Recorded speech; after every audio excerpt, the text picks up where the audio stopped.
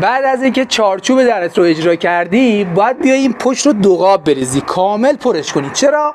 چون خالی نمونه، ترک نخوره. فقط حواست باشه زمانی که میخوای دوغاب بریزی تو ارتفاع باید حتما واسش مهار بذاری، یعنی یه مهاری که بیاد بچسبه این سمت، یه مهار هم کامل بچسبه این سمت. مهار چوبی باشه، 4 تراش باشه، خیلی خوب میتونه این رو مهار کنه.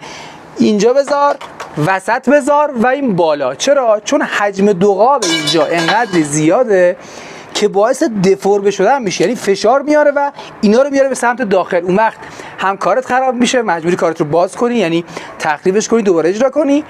هم بعداً متوجه میشی اون وقت درم بسته نمیشه، کلی گرفتاری و دردسر داری. حواست هم باشه که این گوشه باید لغاز داشته باشی، این شکلی نباید بیاد بچسبه به ستون، چون این ستون بتونه آزادانه حرکت کنه. فلسفه اینو که یادتون هست، یه لغاز داشته باشی که بتونی اینو اجرا کنی.